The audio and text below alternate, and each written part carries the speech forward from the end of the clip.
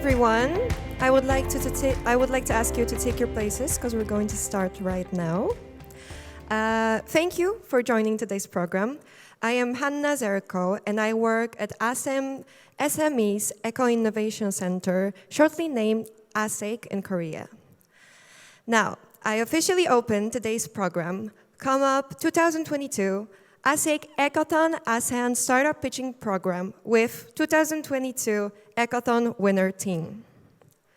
I would like to invite to the stage for welcome remarks ASEIC's Secretary General, Mr. Chris Lee. Mr. Lee, the floor is yours.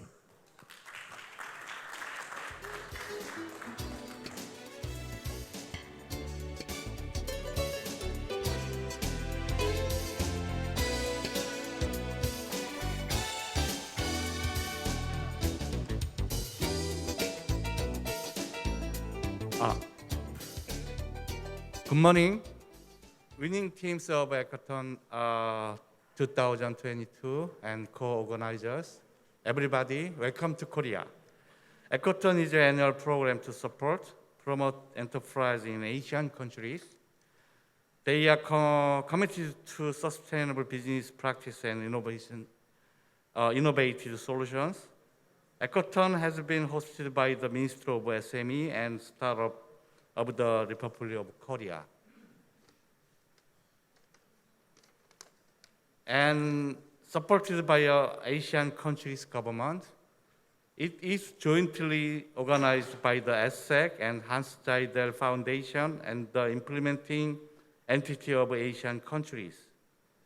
Congratulations again. Winning teams, today I wish to your best for IR pitching. Thank you.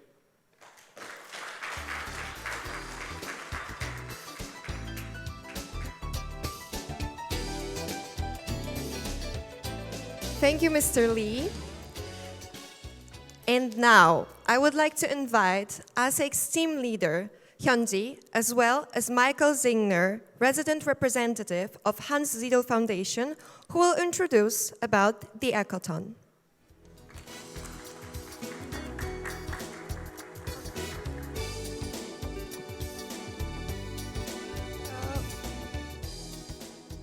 Yes, Ecothon, as you know, is about eco-entrepreneurs marathon, and is especially for those startups, enterprises committed to sustainable consumption and production.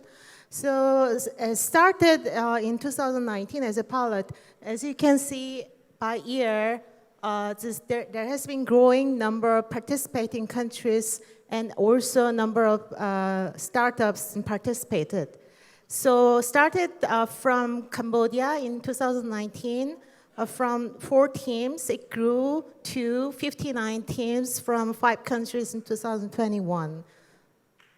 So next slide, please. So what happened in 2022, this year, 6 countries participated, and a total of 69 teams out of 111 teams selected at the first screening. Then 18 teams from top 3 teams from each countries were awarded with 3 special awards by Cambodia, Malaysia, and Laos PDR. And prior to Ecothon, held a hybrid form by each country. Prior to that, there has been coach trainings held for 3 days, inviting 7 countries as a result, and 46 coaches trained. And those coaches were actually participated as a coach to Ecothon itself. So looking at the startups and the prizes participated, and there has been a majority of startups participated at the stage of project team, early stage startup. And the right side and pie chart shows that, and the majority of startups, and they were actually at the concept only stage or product service and prototyping stage. Next slide, please. And in terms of industry sectors, and you can see in the pie chart, and there has been balance, and the various sectors they came from, and the majority of them were in the agriculture, clean tech, and biotechnology sectors. So you can see in the different sectors, the startups participated in 2022. Next slide. So as introduced, the Ecotone is an annual program and hosted by the Ministry of SMEs and Startups of Korea, and also organized jointly by ASEIC and Hans Jarden Foundation, and also closely and coordinated, implemented by the ASEAN country implementing entities, actually nominated by the ministries themselves in 6 countries this year. Next slide. So the reflections, so what went well and what can be improved further for the next year. The strengths, of course, it was actually very excellent example of public-private partnerships as mentioned, and there has been very strong national and local ownership led by the ministries and implementing entities themselves. And then, as you can see by year, there has been growing network of Ecotone involving ministries, implement entities, service providers, support organizations, and startups themselves. So it provides a powerful source for ideas, innovation, and further development. So, lessons learned briefly, and because various stakeholders and actors involved, so we need to better coordinate and improve efficiency of operations. That is one. And the second, we could further improve the quality of trainings themselves and modules and the right mixture and maybe better use of local experts in countries. So that's all for my presentation. Thank you.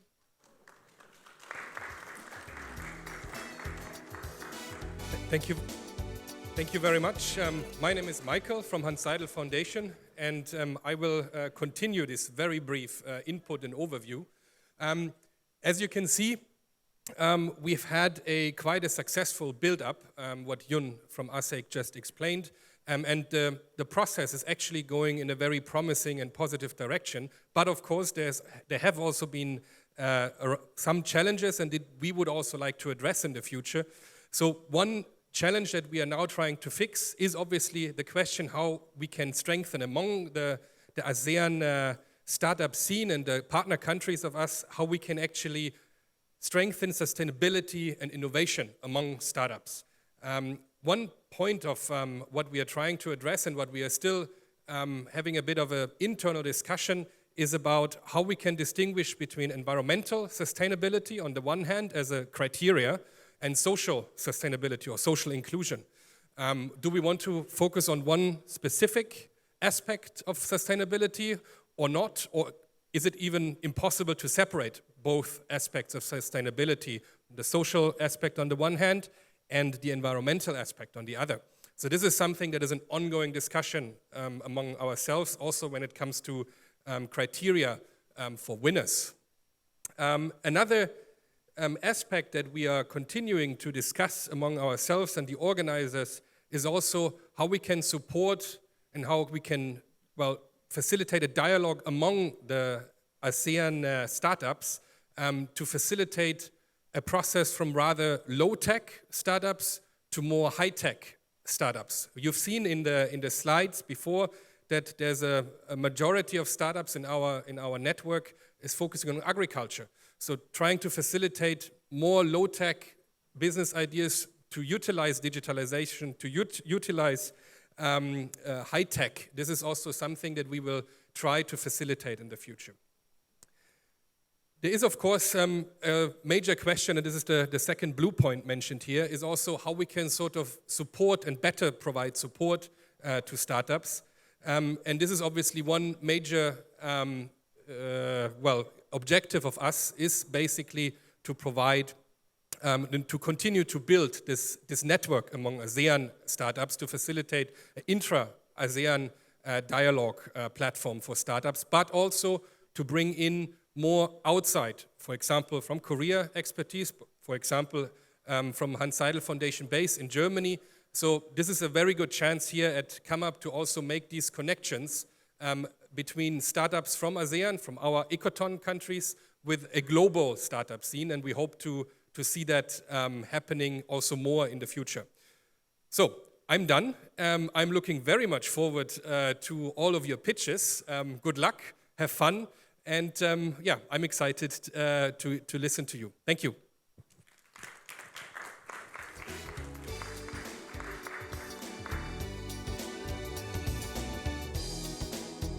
Thank you very much. And now it's time for our pitching presented by the 13th winning teams of 2022 Ecotone.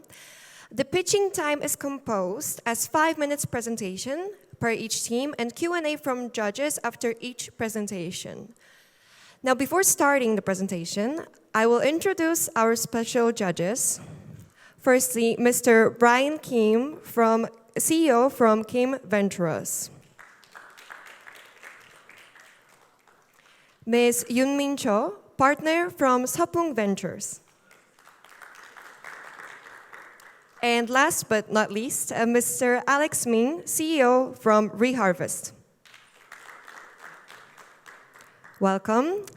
And finally, I give the floor to the first team named Dr. Shaving.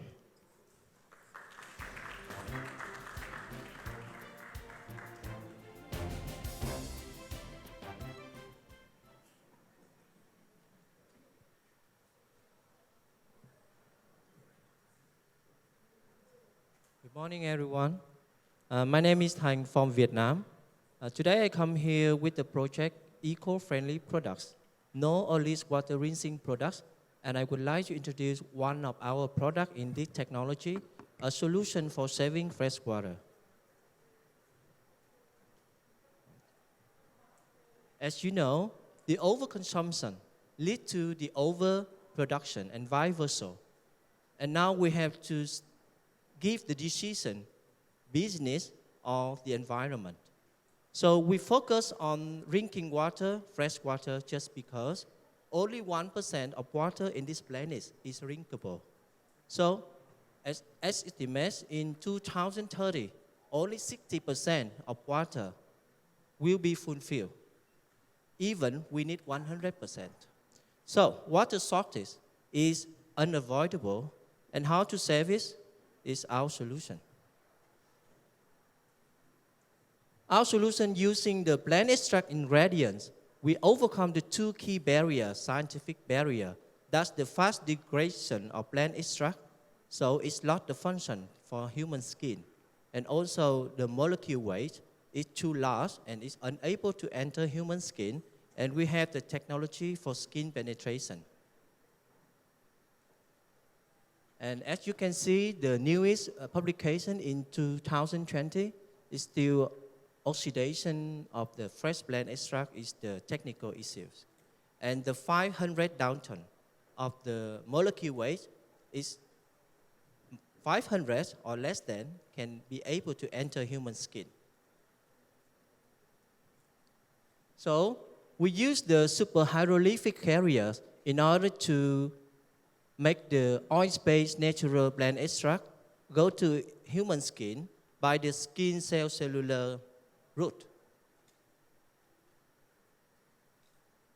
And our products can give the value proposition many for human, especially we focus on environment that we save fresh water because we don't use water for rinsing. And we hope to use the wood derived container in order to reduce using the plastic package. And we can also increase the time of using the razor. If you use one-time disposal razor, it means we can have a lot of waste. And we look for the market. Yes, mainly in US, Germany, India, France, UK. But you know, shaving is the biological demand. Male and female, all over the world, we need to shave. And our big hedge market is in Vietnam. We hope to have 600 users in 2023. And we hope to approach our product to other countries. And we follow the BCG model is our future model for this kinds of product: bioeconomy, circular economy, and green economy.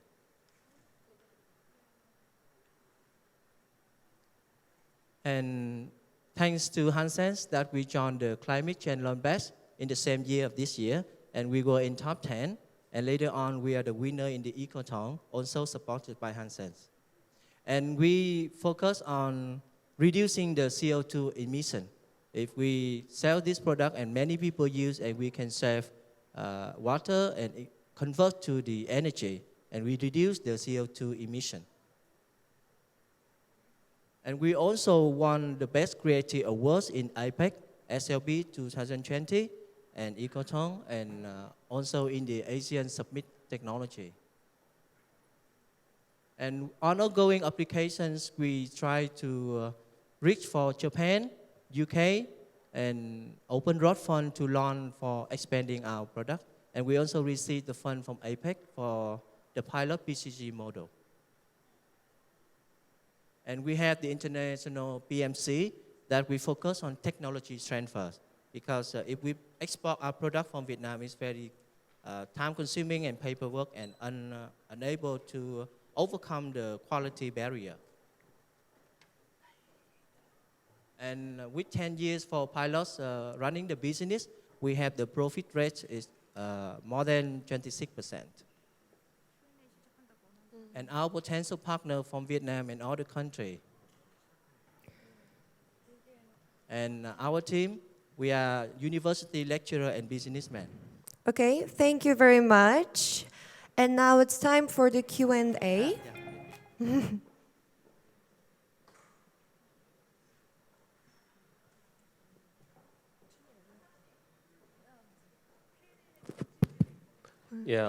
Yes. Thank you for your presentation. And this is very interesting product that I want to use and for my family as well. Yeah, I have some sample. I will give you later. Yeah. Actually, that's what I'm looking for. So I was wondering which plant and how to extract and what is the process of to make your product? Yeah, for the extract, we use the way to oil-based form. Normally, in the plant extract, it have water soluble and oil soluble. So the first step, we use to solve all the water base, and then we use the emulsion to make the water base can solve in the oil. So with the oils, we can protect the plant extract from oxidation, and the oils is not a favor environment for bacteria, so it's no fragmentation. So by that way, we can reserve the biological function of plant extract and also keep it in the last molecule. And then to the next step, we use the skin penetration enhancement with the super hydrolytic substance. It will solve in the oil, and when we apply it on the skin, it will try to seek for water in our cell, in our human cell. So by that way, it can overcome the barrier of 500 Dalton rules for skin absorption. Thank you for the presentation. I have a question about your product. So I understand it's very eco-friendly, I'm sure. Apart from that fact, what is the strength of your product? How can we attract people using the current product to this product, like such as price? The first thing is about the price. Our price for a male is only $1 a month. So in a year, it's about $12. And each month, estimate for 8 times of saving, 2 times a week. And compared to other competitor on market, we are very cheap. And the reason why we do this, when we come with the Japanese churches, oh no, you must have the higher price because with the many value proposition. But I know, because we want to create impact and we want to technology transfer, and with the affordable price, many people willing to use, because we try to educate them with the new behavior, new practice, in order to do action for environment. Thanks for the wonderful presentation, Mr. Tran. My name is, so I was pretty curious about your business model in terms of how you make money in a sustainable way. So are you going to sell your product direct to customers, B2C, or are you also looking to B2B? Yeah, we did research this in 2019, and we have many versions up to now. And we also do the survey for market surveys and regulation in each country. And of course, our product can export to Asian country because the factory we are working is meet the Asian requirement for cosmetics. But for Western Okay, country, I'm really sorry and thank you very much, but unfortunately we don't have more time for questions. So I would so I would like to invite to the stage the next team, Iron Man.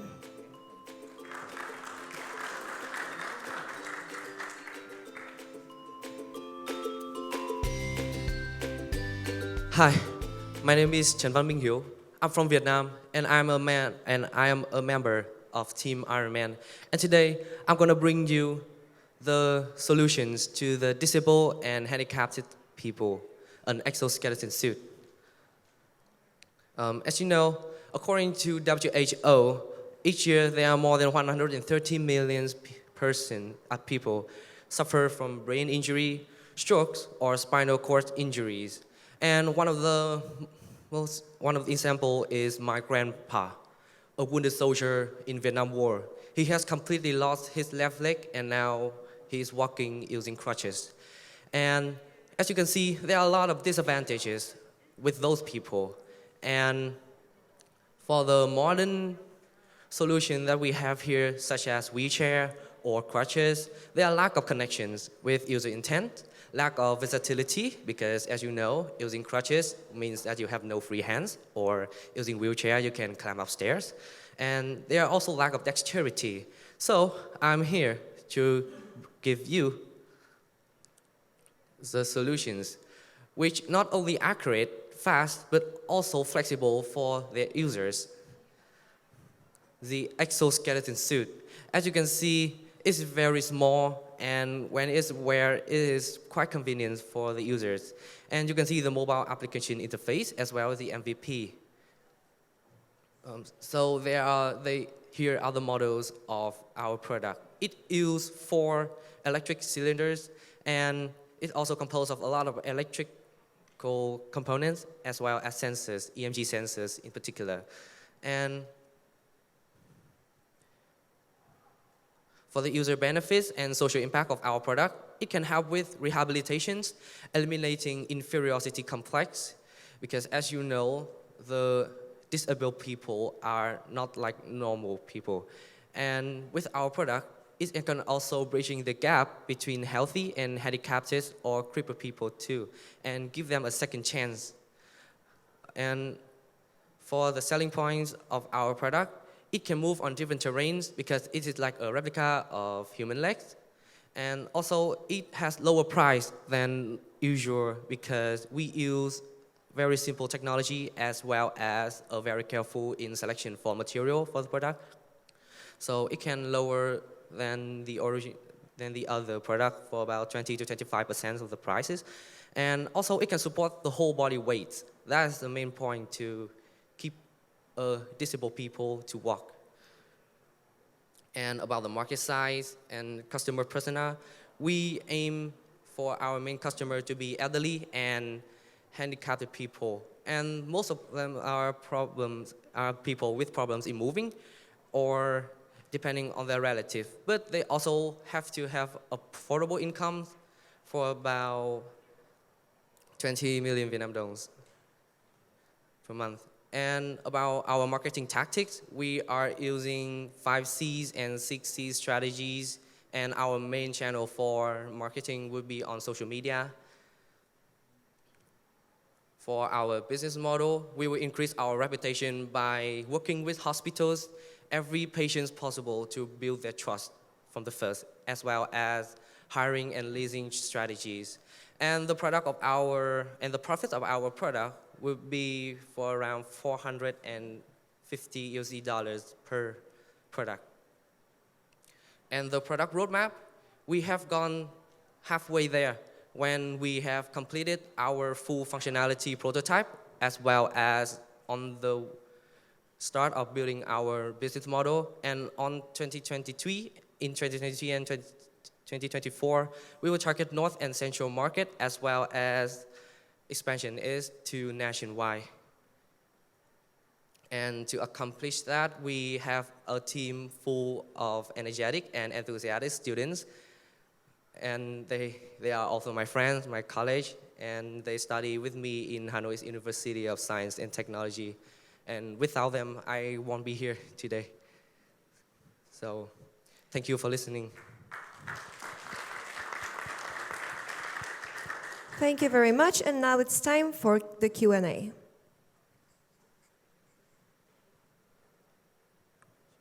Hi, thanks for the wonderful presentation. It seems like the product is much needed for the people of Vietnam.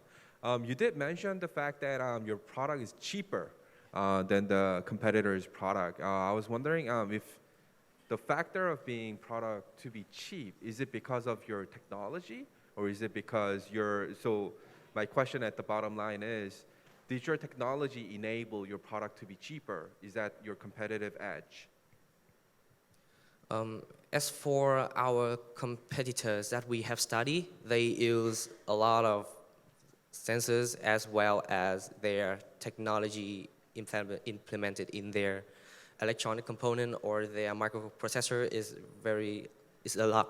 And on our product, we aim for a very light and very simple frame of an exoskeleton. We use only 4-cylinder as well as metal part for our joints to have to support the body weight. And it's simple enough, but to hold the whole body.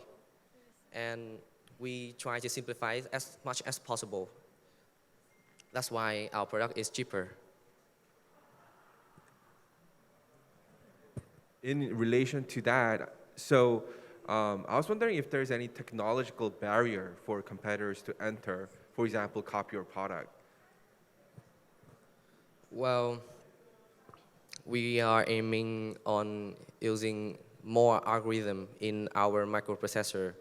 Well, the joints and all the cylinder, they can combine, but they can combine with motion of human body. But how they can combine it is the main part of our technology.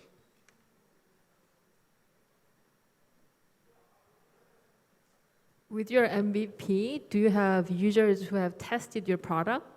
In that case, do you have any feedback from them?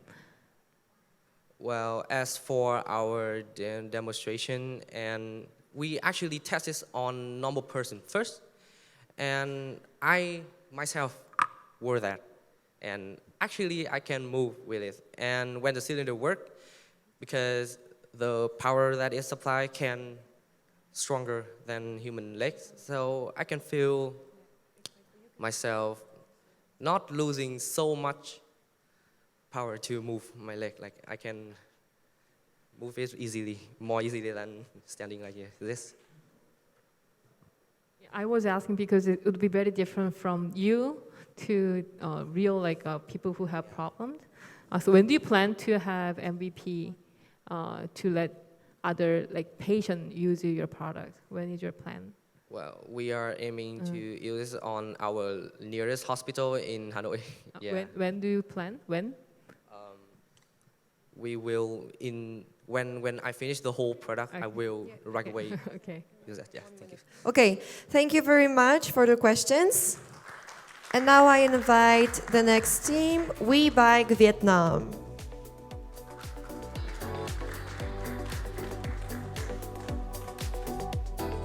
Hi everyone, I am Hằng, CEO and co-founder of Wiibike Vietnam. Thank you. Yes. The problem we want to solve is the environment and transportation problem. And, sorry? Yeah, okay. We are producing e-bike in Vietnam, and with the motorbike restriction policy and rising gasoline price, promote the demand of e-bike to cycle to work in developing countries like Vietnam.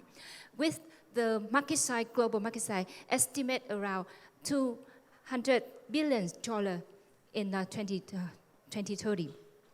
Our 4 target customer is pupils or students, office worker, retiree, or organization. We produce e-bike in Vietnam using lithium battery and apply IoT and mobile application to sell or rental in our market. And with the designed easy to go across the road, like motorbike, there are no need to separate lane or no need to charging station. And the people can have healthy exercise every day. We also supply a Wiibike kit, which convert almost every bicycle in minutes to hybrid electric bicycle. And in next year, we are deploying our mobility as service, and we aim to use our business model in the vehicle as service in the future.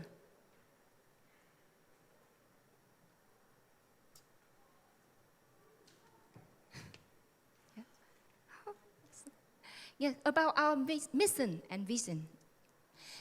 With narrow street and crowded populated cities in developing country, need some micro-electric mobility as e-bike to develop beside public transport. And we aim to become a leading in this field. And we also want to expand our product to another country around the world. Wiibike team has more than 10 years experience in related field. With a strong and passionate team, we want to build a sustainable business together. And about our business model, we produce battery and manage supplier in our country, in Vietnam. And we sell our product through omni-sales channel, online, offline, within 50% revenue come from online D2C channel, and other come from GT, B2B, and MT, with a gross margin around 50%. We launched our product on 2021, and we get national technical regulation for battery of e-bike equivalent to EU standard, and we sold 1,800 Wiibike sold, with the revenue growth 400% per year. And Wiibike is self-invested by founder team and break even. We also get award of third prize in and best women founder in startup wheel, and third prize in Hackathon. Yeah, and we also have built a omni-sales channel with more than 20 distributors all over Vietnam, including Aeon and D2C online channel. And we also have zero cost marketing with outstanding ability and cost effective. And we also, sorry. Yeah, here's our picture by our customer. Yes, we also improve our climate impact by selling or renting more our e-bike, and we also bring a empowerment in our environment of our culture and lifelong learning in our company.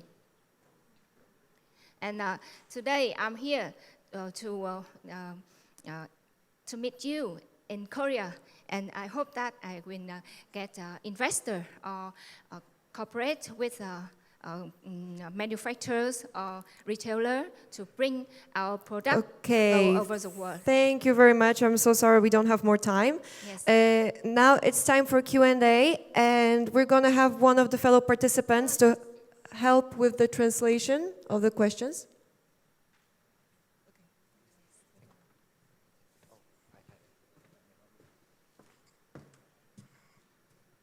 Okay, so are you a translator? Yes. From which language to which language? What? So which language are you going to translate? Oh, I will translate into Vietnamese if needed. If Needed. English to Vietnamese? Yes. Ah, okay, I see. But I think the founder speaks English very well. Yes. That's the risk control. A risk control. Yes. Ah, I see.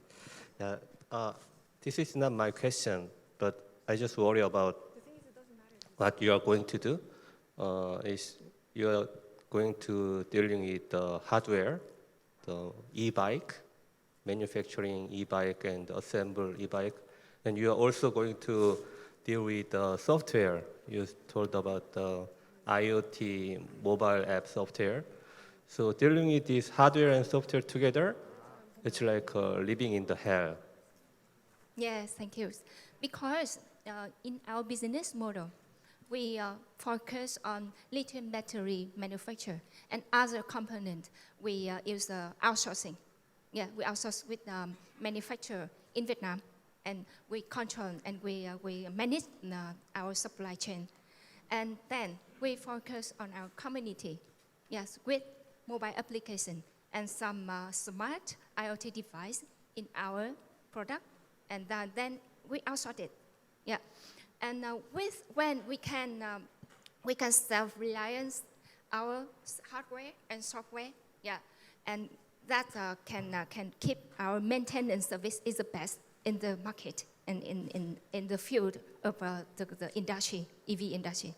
Yeah, and I see that because in our team abilities, we although have a knowledge, a very experience in engineering and in digital transformation. With 10 years, I work in digital transformation in the bank and finance sector, and with building mobile app for 10 years.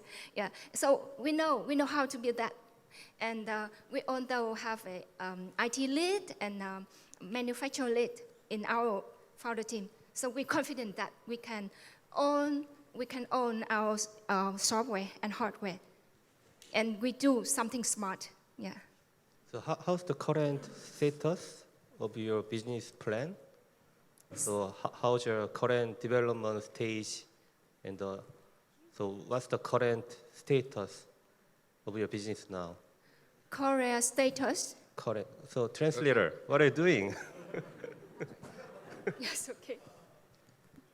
Thank you.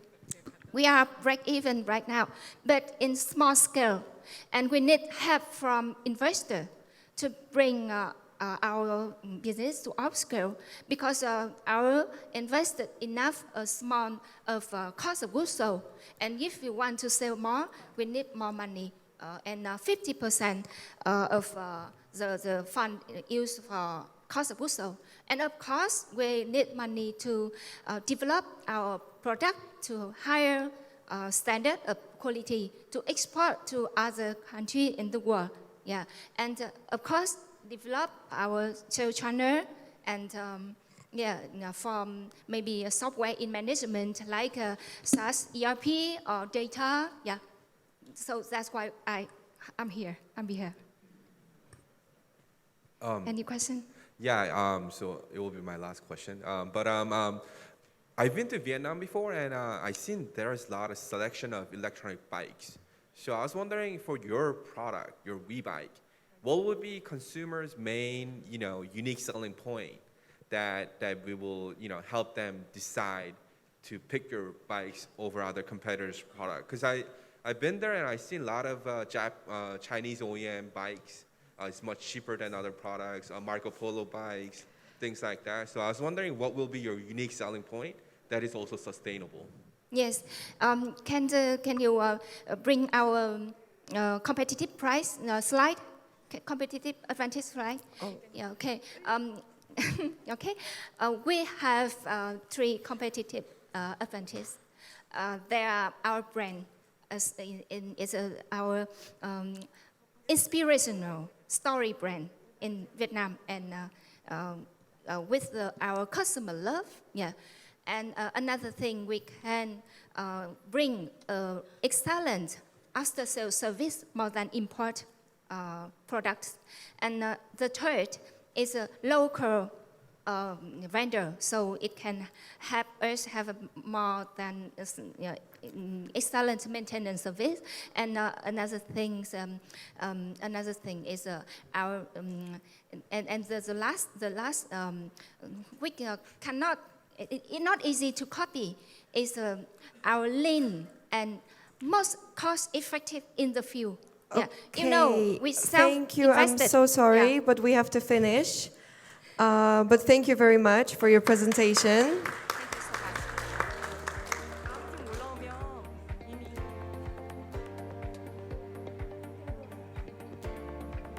And now I invite the next team, Somnol.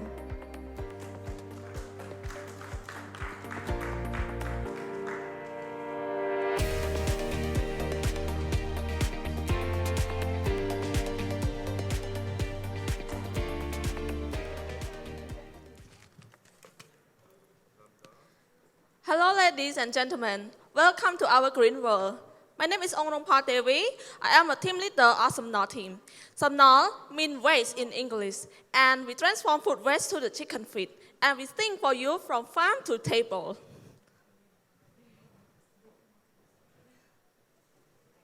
This is, according to FAO, we stated that 30 to 50% of food waste loss or food loss in the world, and meanwhile, in only Phnom Penh has around 250 tons per day that contain 57% of percentage of food waste equal to the 100 or over 100 of food waste, and it increased 12% yearly. And due to our survey, we saw that we have the three hypotheses, and it linked to the food safety from farm to table. The first problem is environmental issue, and because the food waste caused by the greenhouse gas emission from food waste are accelerating global warming, and meanwhile, the poultry farmer face of low price, low profit, and market issue. But you know that the consumer need in the organic chicken meat restaurant increase day by day. And this is our mission. Because we want to solve this problem, we would like to involve in SDG 12, 13, 3, and 8 that we want to reduce food waste, and we would like to provide a high quality of chicken feed, provide a better quality chicken meat, and we want to increase the farming income. And this is our solution. Somnol come up with the solution with the circle service that we sell our product. That is the chicken feed that recycle our food waste. That you know that 10 kilograms of food waste can recycle our chicken feed is around 7 kilograms. And we can sell the environment a lot. And we sell, and we have another service is the service tool to find the market for poultry farmer by cooperating with our key partner who are the food manufacturer with the proper commissions. And this is our solution. To follow our mission, we would like to follow SDG 12, that we use the renewable energy in our production line. We use the solar treatment, solar dryer treatment. And this is the customer segment. You will wonder who is our customer, right? Our customer is the family chicken farmer who care about the environment and want to increase the income. And this is the only market size in Cambodia. And we saw that that is the target market size that around 2 million sacks of feed per year. And this is the market size around the world in Cambodia, Asia Pacific, and the world. And it can increase our revenue stream. This is the market strategy that we think it is easily and enter the market inefficiently also. And you know that our solution make a big difference in terms of its performance, price, sustainability compared to the competitor. If the poultry farmer want to use Somnol, they can self-foraging the chicken until ready to kill, sell $1.57. And our chicken feet also the lower than another brand also. They say only $14. It is a double cost saving for our customer. And this is our solution, make a big difference also. We can say yes in innovative, eco-friendly, cost-saving, marketing service, community engagement, and waste education. And this is our impact, that impact in environment and the social also. Our team are full of the women, have the various background, and our team has interned at Ministry of Environment of Cambodia. And we believe that each member can bring our project to the next level. This is how we use our fund. And this is our roadmap that we will do it when we launch our startup. And we want to empowerment, women empowerment on the community engagement also. And this is our use of fund. And join us not only to gain profit, but also to sell the world together. Thank you. Thank you very much. And now it's time for the Q&A. Thank you for the very passionate presentation. I have a question about your technology. I think technology is really the core of your product. So do you think your technology is unique, or if so, why? Yeah, thank you for your question. For this question, we would like to show you about our production line. Our production line, we use our prototype at the lab scale in my institute in Cambodia, and we support by school too. And moreover, the technology in our production line didn't require much in technology, advantage in technology, because we can make a homemade like this. Our prototype make like a homemade, but we follow the components of each raw material by our lab scale. And moreover, we test in the lab also, yes. I was wondering your feed. So for example, you're saying that you're recycling food waste, but there's a variety of food waste that we're facing. So my question will be, number one, what are the criteria for selecting food waste? For example, it could be a cabbage, it could be a rice, whatever that may be. And second, if you're going to have I'm sure there's a majority of perhaps rice food waste, and there's going to be a small amount of vegetable food waste. How are you going to mix it, or are you going to focus on one food waste category for your product?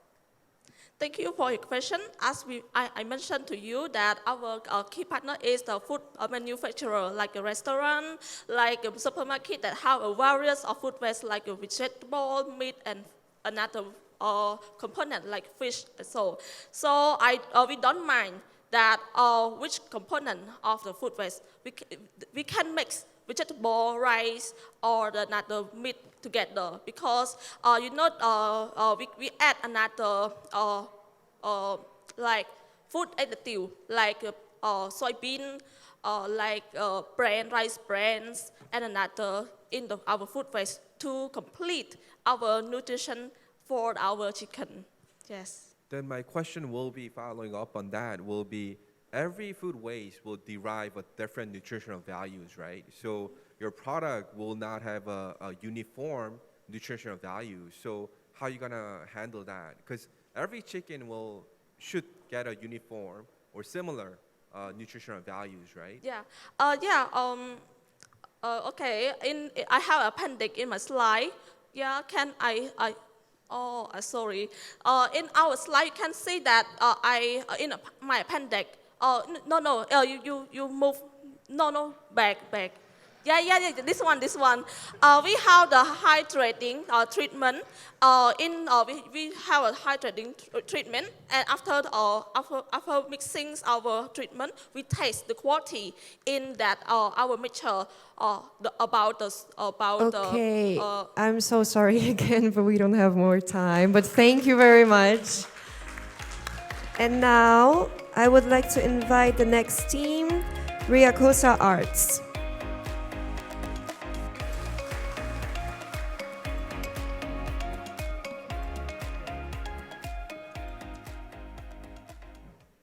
Hi everyone, my name is Thanh.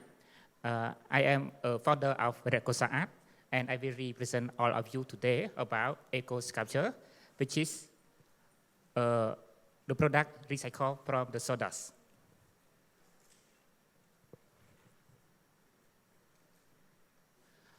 The reason why we do this, because we saw three main problems. First is about deforesting in Cambodia. Nowadays, Cambodia lost a lot of tree, about 3 million hectares of the tree cover during the last 20 years. And the second one is about the wood waste. There are a lot of wood waste in Cambodia. That's about 80,000 tons per year that produced by the wood workshop in Cambodia. That is quite a lot quantity that we have to find a solution to recycle them. And the third one is about air pollution. You know that in Cambodia, carbon dioxide emission is about 6.5 million tons, and which is 14.2% come from the burning of the wood waste. So, regarding to this problem, we find out that we have to recycle. We have to recycle the wood waste by our hand. That means use the handmade process in order to make the eco sculpture. Instead of using the rare resource, natural resource like wood and stone to make just a sculpture. So we have to stop it, and we have to replace it by the recycling products, especially from the wood waste.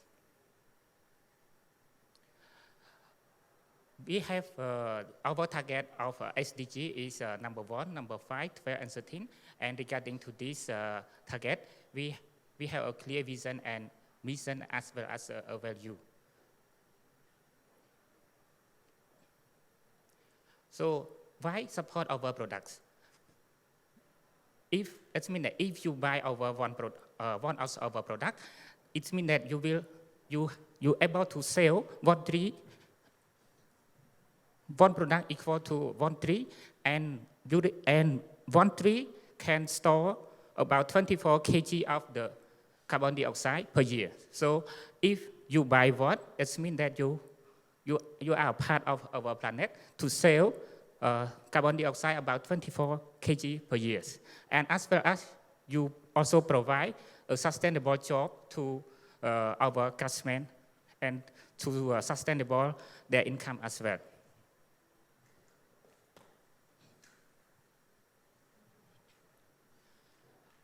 We have a market strategy that we focus on 3 market sides.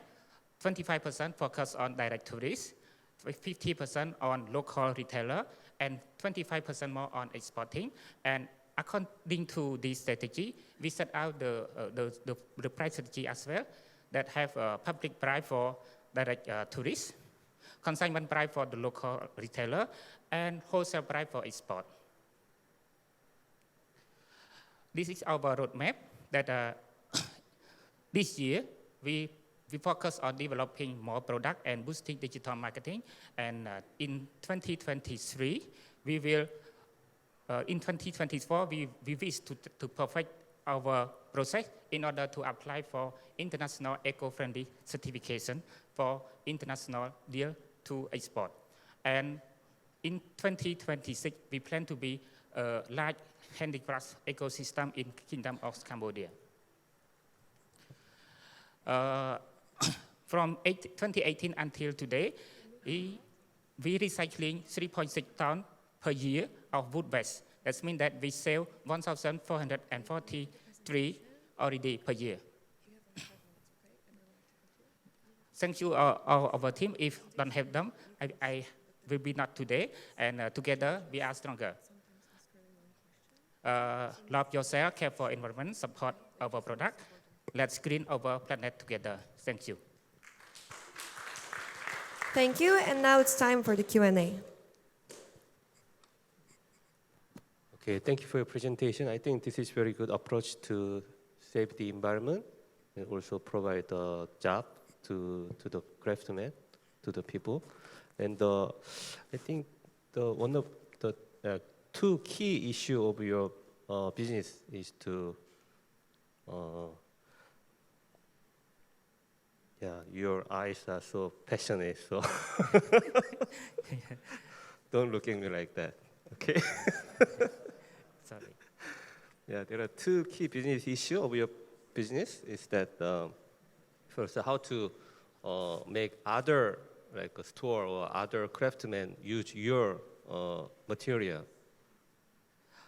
For the material, Yeah. this year we plan Other people, other craftsmen, other store or other seller to use your good material to make this souvenir. Can you give me clear question, please? I don't Yes, understand yes. what you mean. How to make other craftsmen or other manufacturer use your material, your environmental material? How to make it possible? Okay. The process to And make. and my second question Okay. is that how many craftsmen do you work more, and how to increase your network of your manufacturing partners? Okay. Start from the first question first. The way that we produce our sculpture, it first we have to make our own cow by hand from the clay first. For example, we want to make the elephant. So we have to make the elephant from the clay first. It's easy to make by hand, and then we make it. We copy them into the mold. It's our process. For the process to finish it, we have to collect the sawdust and make it dry, and we make with the several kind of tree resin, and we press into the mold and take it out, clean it again, and to recovering to make it perfect, and painting. And after that, it for finishing. It's the process, and our product have a uniqueness of we can make faster. We can make quicker because we do a mold. So if you need more 100 of elephant, we can do it in 2 weeks. Doesn't matter. We have ability to make it again, and the quality will be 90% same, something like that. Okay. So by looking at the sculpture, I'm very impressed. So I actually been to Rwanda, and I've seen a very similar business model where the sculpture, the end product, is very dependent on the tourist business, right? So my question will be very simple. In order for your business to be stable, sustainable, you need local workers to create a product at a very continuous phases. But when I look at Cambodia, and I've been to Phnom Penh, it seems like there is a cycle of tourists where a lot of visit happens during summer, during maybe perhaps winter, but not during spring. So I was wondering, you're going to have a lot of inventories. I was wondering how you're going to handle the inventories. If there's a lot of excess inventories, are you going to sell it at a wholesale or a little bit cheaper? Or have you faced that issues in the past? About the... Actually, we don't have more time. I'm really, really sorry. Thank you very much. Okay, thank you so much. Thank you. And now I invite the next team, Aquatech.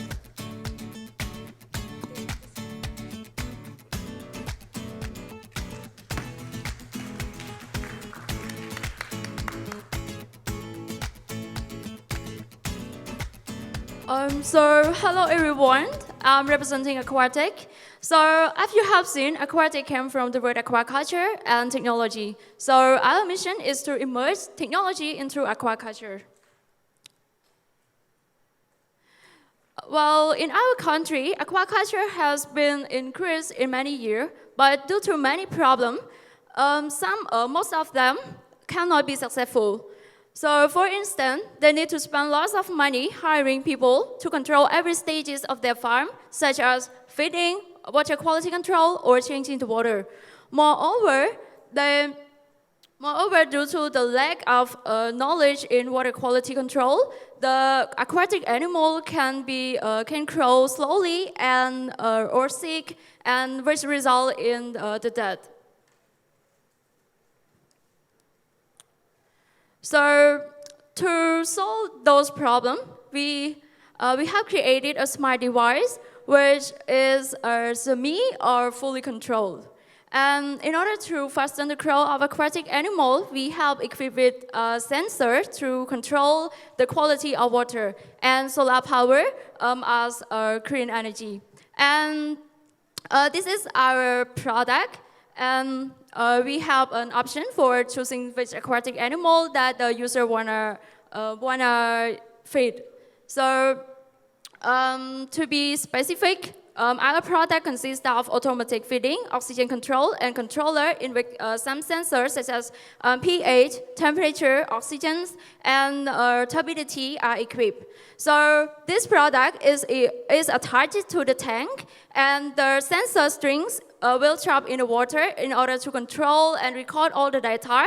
And we can see all the data through the screens of our controller, or you can see it through a website that we will send to the user.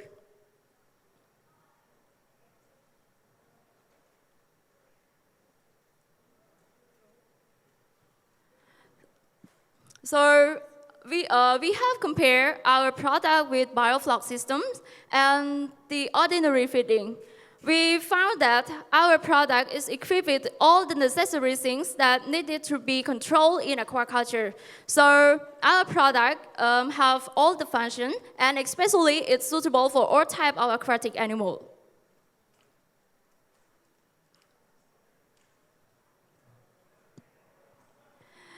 So besides its benefit, it have a positive impact on social and environmental.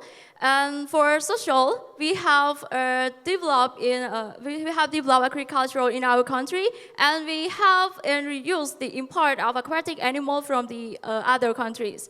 For environment, we can reduce water pollution indirectly by reusing the fishing boat or fishing vessel.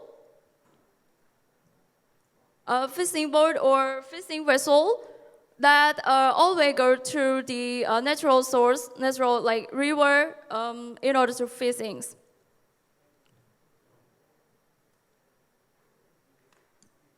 So nowadays, this day, many aquaculture farming already interested in our product, and they are willing to test it soon. But in order to make it the best, we spend this year and next year to develop and design our product. So we're gonna launch our product in 2024. And we are confident that we can make this product since all of our members are in technical. They are electrical engineering, they're experienced in mechanical engineering, and some of them are experienced in aquaculture. And moreover, they also have experience in water quality control. So, and for business, we have a basic background in business, which we have studied some business subjects in fundamental year, and also the last year we studied about entrepreneurship too. So this is all about my presentation. Thank you for your attention. Thank you, and now it's time for the Q&A. Thank you for the presentation. I'm quite interested in aqua farm personally, so I found it very interesting. Just curious about the competitors in your country. Do you have any competitors who are helping the smart aqua farming? Yes, we have another systems, but they only created suitable for fish. But our product was suitable for all type of aquatic animal. So, and one more thing, they don't have the water quality control sensor. So, but we have. So it is like we're more better than them.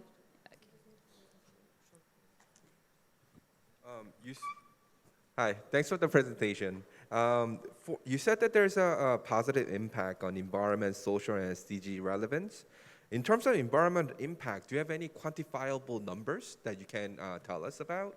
So for example, by using this product, we save X amount of X gallons of water, or we save X tons of carbon or whatnot? Actually, we don't have a clear number, but in order to explain it, I mean that when when the user use this product, they can increase the aqua farming on land. So most of the seller don't need to go to the river for fishing. I mean, we don't need to find the fish in the natural sources. Like we already have the fish in aqua farming on land. So yeah, we can increase the aqua farming. Got it. My advice to you is that to have a clear quantifiable number for social or environmental impact. The reason is because when you go around funding or collaborating with other partners, those are some of the numbers that we're looking into. And as an ecoton, I think that's the main thing that you need to think about. And I'm sure there's a number for it, so you just have to delve in, develop it a little bit more.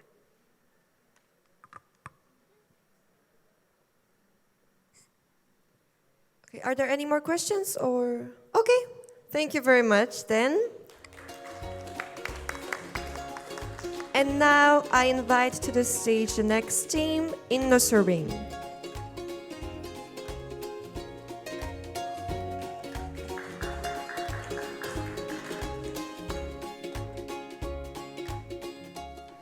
Sawadee everyone.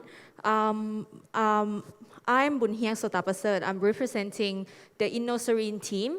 Inno is from innovation, and serine means sawdust in Spanish. Our innovation product is paper brick. Our innovation is paper brick, and we are from Laos. Laos is a small country, but we are rich in natural resources, especially the forest, which is cover more than 70% of its total area. But the forests or trees had been cut down for a living and business purposes. According to the statistic, more than 1,000 wood factories are available nationwide. And in Vientiane capital itself, it's more than 132 furniture factories. So in the process of making furniture, and these factories produce a significant number of sawdust every day. And these sawdust are often disposed by burning, which is the CPS and easiest way for disposal. So this action, as we all know, that it's very harmful for people's health and environment as a whole. Or some people, they just use the sawdust as the fertilizer, or some just leave them alone, not adding any economic value to the sawdust. Another issue is that the paper brick available in our market, it's very, very limited in terms of prices, options, and quality. So that's why our team come up with the solution, which is the eco paper brick. We're using a sawdust as one of the main materials. So our team aims to maximize the benefits from the sawdust and minimize the impact to the environment. By using the sawdust, it allows us to reduce the cost and reduce the weight of the brick itself. And our team has done the academic and laboratory research about this paper brick. And as you can see in the picture is the previous installment in one of our team's member garage. And we have done the experiment on its stress and the quality. And to see a bigger picture, here is the market size. So due to the initial market survey, we assume that the annual consumption of paper brick in the country is about 4 million. And it's currently shared by two actors. The first one is the local producer, which is around 65%. which they provide not a very high quality product, but in the lower price and easy to access by local people. And another 35% it's the certified factory, which mostly an exports product and providing a higher quality with the higher price. So the paper brick from Innoserrin, we aims to seek the market share from these two actors, which is we try to rank ourselves in the middle line between these two actors, and those are our goals in terms of the income for our business. And we truly think that we have the potential to achieve these goals due to comparing to the competitors. We providing a paper brick in the lighter with a high quality, strong, and in the reasonable price to the markets. And that's the number of the stress and the absorption rate, which is meet the standard requirements. And here's our business model, which is we're focusing on the B2B and B2C that people can purchase online and also in the local supplier shops. And here's is our impact to the environment. We assume that these numbers will be reducing the CO2 and also helping with the SDG 4 also, because we work with the vocational institution back in our home country, which is also support the capacity building of the local students. Yeah. And here's is our team member. Thank you. Thank you very much, and now it's time for the Q&A. Thank you for your presentation. I think you developed a very promising product. In the future, everybody concerned about the environment, and you solve both problem. And I wonder, what's your business current status? Because we just have the research and we just formed our team not a long time ago, so we have not done the licensing for our business yet, but we plan to do so in the future. I see. So I think your business model is mostly B2B or B2G, talking with the government, to the local government, or for paving the public street. Our short-term plan will be B2B and B2C, but our long-term goal and our ultimate goal for the business is to have a government as a partner, because we are the developing country, so now government is working on the infrastructure, like the park, the pathway, the sidewalk, so we hope we can collab with them in the future. Yeah. Relating to this question, so in terms of B2B business, are there any industry or types of buildings that you would like to target first? Because it could be very attractive to some sort of buildings. I'm not sure. So if you have any ideas of your market entry plan to work with B2B clients, what types of B2B? B2B here we refers to a big suppliers for furniture or housing products that available. Okay. So we plan to have them as a partner so that we can sell our product in their shops, and they will get the commission from our products. Yeah. Is there any more question or? In terms of technology, I'm just curious, what will be the main technological breakthrough that your team has developed? I'm sorry? What will be your main technological breakthroughs that you have researched? So as I mentioned, so we're using the sawdust, so it will reduce the other materials like the cement and the sand, so which will reduce the cost. So, but it still maintain the quality of the brick. So the quality it's the same, but the cost and the weight is reduced. Is it patented? Oh, sorry. Are you going to get it patented? Patent. Patent? Patent, yeah. So certification from the government saying that this technology only belongs to you. Oh, yeah. We plan to once we license the business. Yeah. Okay, thank you very much. And now I would like to invite to the stage the next team, Salin PH.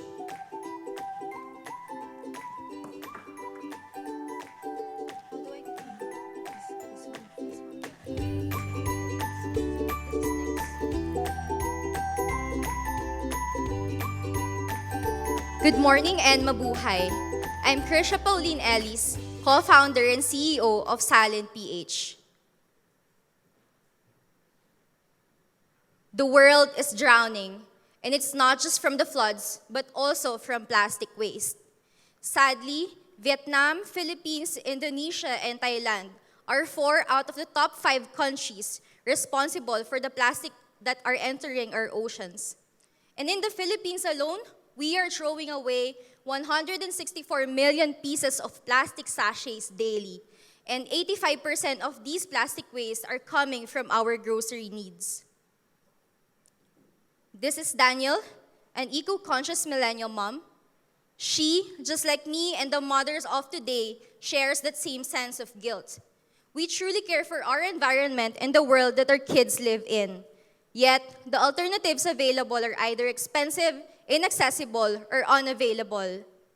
And no matter what she does, she ends up buying something from the grocery store that is wrapped in single-use plastic. But what if you can order your favorite grocery items waste-free? Salin Swap aims to reduce the packaging waste on the household and communities level by offering consumers their go-to brands in reusable containers. Take your go-to laundry detergent, such as Tide, for example. Whether you buy it in sachets or in bulk, you currently get them in single-use packaging. But with Salin, customers can now buy their usual grocery items bought already waste-free. And on their next purchase, they could swap the empty containers in exchange for rewards and discount so that we can clean and refill those containers. And since we're partnering with FMCG companies, it is now affordable to be sustainable. Our MVP is already in place, and we have 13 home care brands. And for our go-to marketing strategy, we're targeting those living in condominiums and subdivisions from social class A, B, and C in Metro Manila. And we're using social media and physical booth as a means for acquiring our customers. And for the next 2 months this year, we are currently in conversation with various FMCG companies and ecosystem collaborators to design this pilot launch so that next year we would be able to have a series of pilot launches in 2 to 4 locations. And this proof of concept is critical for us to continue our conversation with these FMCG companies so that we could raise our pre-seed round by the end of 2023.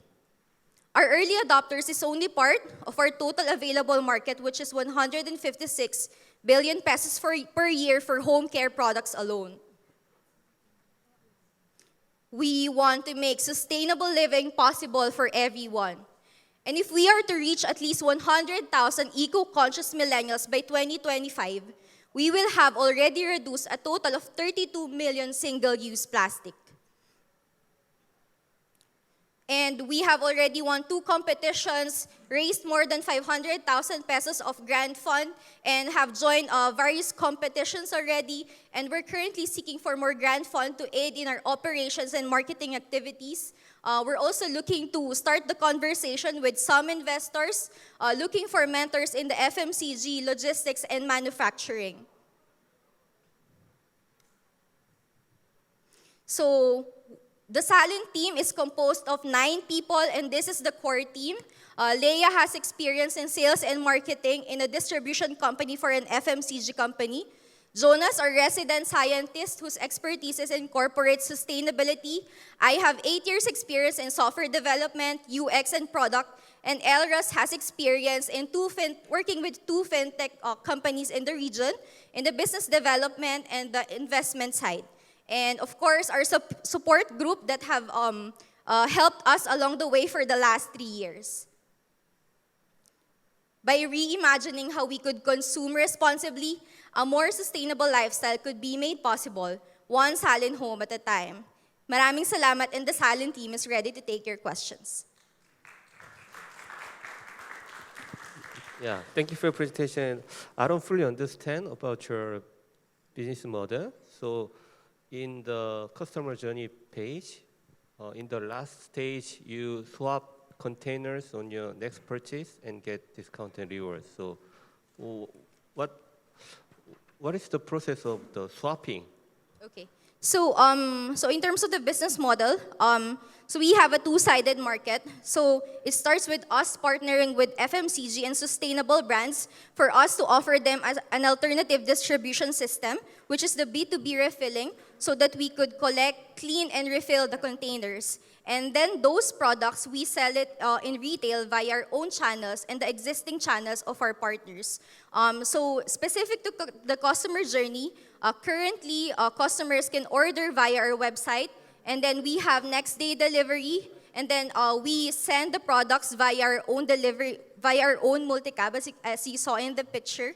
And then so that's a regular servicing in condominiums and subdivisions and even local government units. And when the customer return the containers, when the products are delivered to them, they can also swap the empty containers. So then how can we make money? Yes. So when we partner with the FMCG companies, we've spoken a few of them. So we're looking at 15 to 35% wholesale discount on their bulk containers. So yeah, 15 to 35. Of the products, yeah, the price of the products. What kind of plastics are used to make your containers? Right. So it's one of the things I want to clarify, that the problem that we have right now are the single-use plastic, because plastic is really very beneficial for us right now. So the current containers that we have are only HDPE containers, because according to our resident scientists, we could actually use it from 5 to 8 times before actually throwing or recycling them right away. So just to make it clear, you're gonna collect all the plastic bins back to your headquarters, and then what do you do with it? You clean it, and then. Sorry, we collect the. So when you say that in your business model, is people get you give them a plastic containers, and then you collect it back to your headquarters, right? Yes. What do you do with these plastic containers that for a single use? What do you do with it? Right. So yes, we collect any kinds of plastic, regardless of the material. But at the same time, the single-use plastic, we divert it to existing upcyclers in the Philippines. Those HDPE containers for our partners, that's the one we clean, we sanitize, we dry, and refill for next use. Got it. Okay, thank you very much. And now I would like to invite to the stage Tensil Abaca fiber tiles.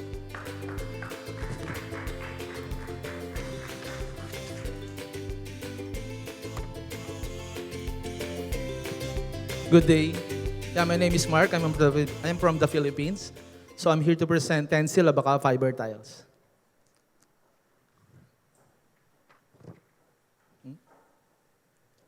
Yeah. Oops, sorry. So our farmers for years has this custom and tradition of farming that they plant, they harvest, and they sell the Abaca fibers as raw materials.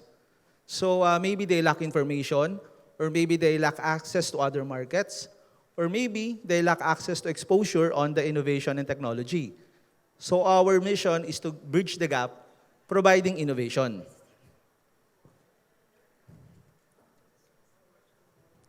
So we advocate that farmers producing the world's strongest natural fiber could offer a building material that is sustainable, functional, and remarkably and aesthetically beautiful.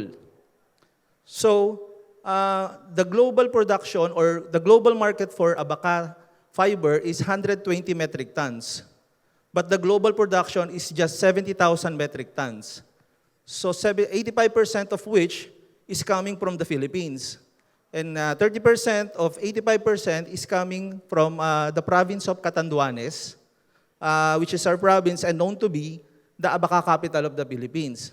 So in Catanduanes, we harvest the plant, and our farmers manually strip the fiber to the plant, and we have created the fibers, and we bring it to our warehouses, and then we process it by sun drying and air drying it. And those Abaca fibers have some sort of loose ends, or what we call the cut tips or tow, which is like this.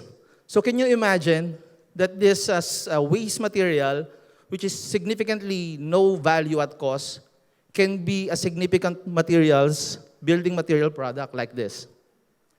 So after mixing this with water, and this fiber and some materials, binding materials, we have created this eco-fiber tiles.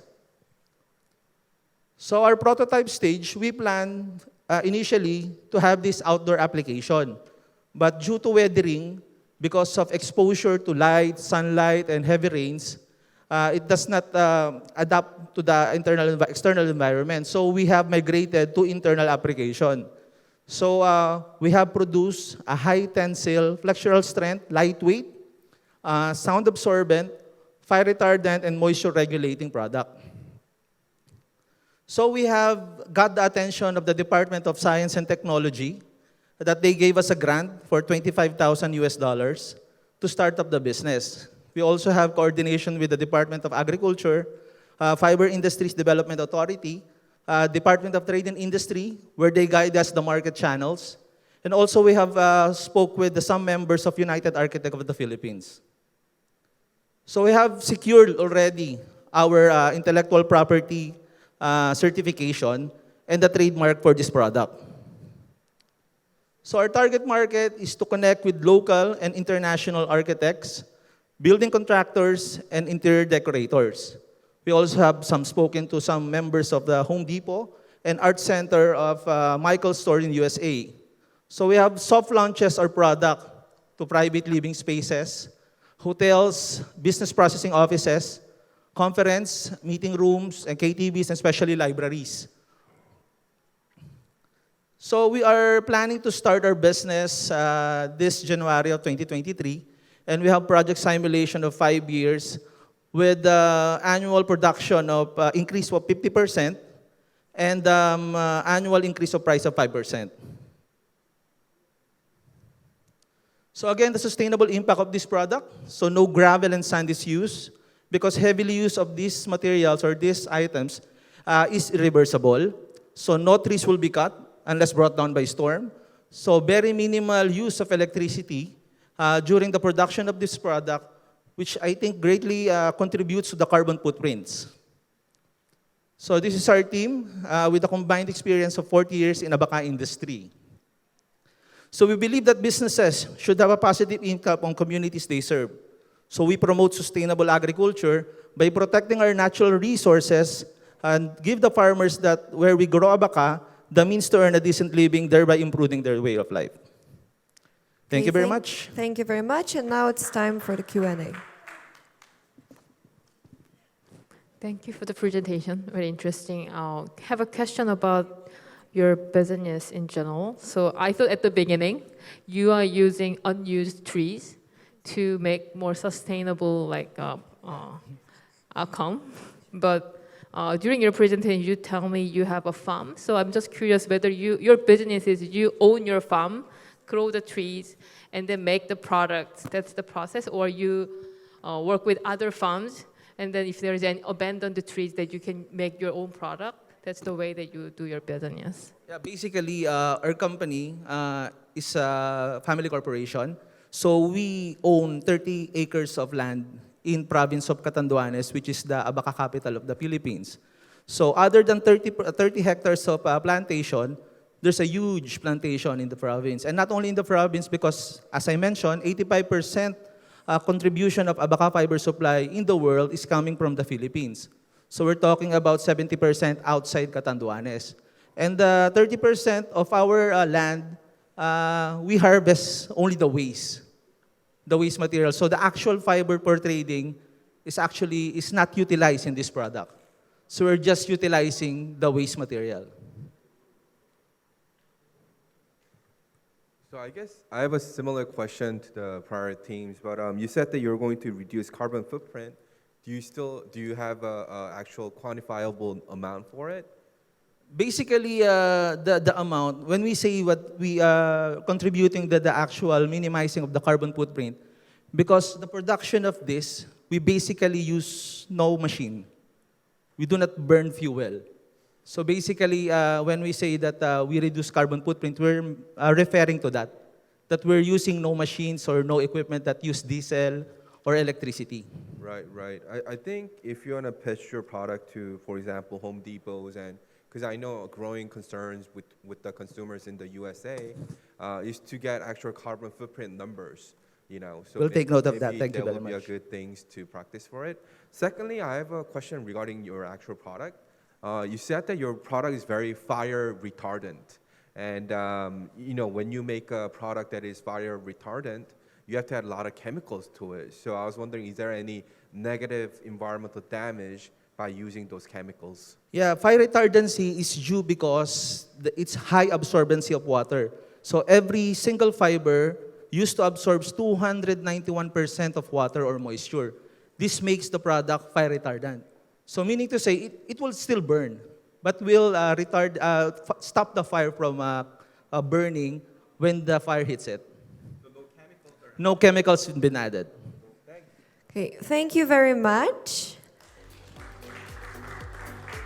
And now I would like to invite to the stage Energreen Tech.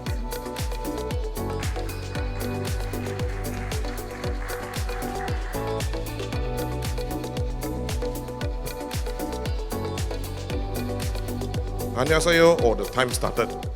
Right. Selamat petang. I'm Jackson, the co-founder of Energreen Tech. We revived the battery to give a better world. Here there is a word that I want to emphasize is basically revive. Basically, this explains our business model. We actually give a second life to the discarded electrical vehicles batteries. So what if we doesn't give the second life to the discarded EV batteries? So for irresponsible car manufacturers or users, they will just dump the discarded electrical vehicles to the landfill. So for responsible car makers, they have to spend a lot of money to get a scheduled waste specialist to handle the lithium-ion batteries. So also, there will be a high demand of peak shaving in Asian countries due to the implementation of EV. And last but not least is a high pollution due to the new batteries productions, where Energreen is actually using 4R, which is we get the discarded EV batteries from the car manufacturers, the car user, right? Then we achieve the win-win situation that is actually they need not pay a very high cost to handling the scheduled waste, but we also give money to buy over the discarded EV batteries. So we have our patent submitted testing methodology in repurpose, and then we resell. So on the picture there is actually our MVP that has been implemented on site. And last but not least, recycle. So there is a question to me, Jackson, why don't the discarded EV battery we directly send to recycle? It's because currently the technology to recycle lithium-ion battery is very high. So that's why at the moment, Energreen Tech is actually prolong the discarded EV batteries. Right, so this is a market size. And Energreen, we are target 10% of energy storage in Asian market, which is come to 420 million USD. Right, this is our product. So it's already commercialized. And later on, I will talk about what we have achieved. Right, what's so unique? We are the first in Malaysia, right? Then we have submitted our testing method to patent pending. Then there is a carbon offset opportunity, and also our cost is 30% lower than the new EV batteries. And here I want to emphasize that the 30% lower is actually we does not degrade the capacity of the batteries. Where we evaluate the state of health of the discarded EV batteries, then only we sell at the price. So means that as comparison with the same capacity of a new and discarded EV batteries, is actually we are 30% cheaper. Right, so this is an award that we won previously from innovations, startup programs, and also Ecoton Champions, and Korea Asian Business Model in SDG. So this is the project that we secured 2 weeks back, and it converted to USD 200,000. So it's already commercialized. Gamuda Land is actually a property development in Malaysia and one of the top 10. So upcoming project is collaboration with Fiji government, right? Then another prestigious developer, UOA Group. And also we have working with R&D in University Pertamina in Indonesia. So this is our revenue projections. The first year is actually we have achieved more than 1.5 times of our target. So at the year 5, we are targeting 80 million ringgit, which is contributing about 20 million USD. So for seed funding, we are looking for 500,000 ringgit or 150,000 USD for the equity share of 10%. Right? So this is an impact that what we do. If we use discarded EV battery to prolong the lifespan of new battery, we save million tons of water, the raw material of lithium-ion battery extractions, also reduce the carbon footprint, and also the energy to produce the lithium-ion batteries. So this is my team, right? We have ranged from financial people to technical, and me, myself, is an electrical engineer in professions. Right, thank you. There's my presentation. Thank you, Jackson, for a fantastic presentation. It seems like for the battery landscape, there's a lot of ongoing questions of reusing the battery. And one of the key questions that we face daily is the safety. So I was wondering if there are any safety certification done through SGS, Eurofin, or other global inspecting companies. Very good questions. So basically, during transportation, because currently Malaysia EV market is still new, so we are importing the battery actually from China under Wuling, Great Wall, the car manufacturers. And the battery must have their own manufacturing safety handling certificate. Then only we can transport that to Malaysia. So that will secure the safety part throughout transportation, right? While implementations, we have our battery monitoring system, where actually monitor the current, the voltage, and also the temperature rise of the batteries. And then it's converted to the internet over cloud. Then we can monitor the status of the battery of the operations. So if there is any abnormality, we will detect it, and we will to secure the things. Yeah. And you do have a plan to get your product, certified by SGS or Eurofin or other global companies, right?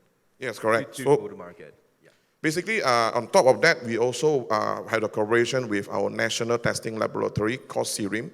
So we are signing an MOU next month, where we will be the first company that can certify the state of health of the batteries in Malaysia. Yeah, thank you for your presentation. So in your project implementation in the Gamuda land, you show about you use the renewable battery in the street light, I think. And what is other potential market you are thinking of? Basically, that is the first street light, which is our MVP. So the one that secured 2 weeks back for the 200,000 USD is actually a standalone building where the battery capacity is 307 kilowatt hours, or equivalent to 300 street lights capacity. So that one is we absorb the energy from solar energy, we store it, and then to use even during the nighttime. Yeah. So that is a standalone building exhibition hall. I see. What other potential market? Other potential market like the Fiji government is actually a CSR program that we talk to, because in Fiji there are a lot of fishery, but they don't have the technology to store it under the chiller system. So with the second unit battery and also the energy storage and solar, so they can remotely put in the fish to keep it fresh. So it's actually increased the revenue for the villagers. Okay, thank you. Thank you very much. Thank you, Ryan. And now I would like to invite to the stage Wiibike.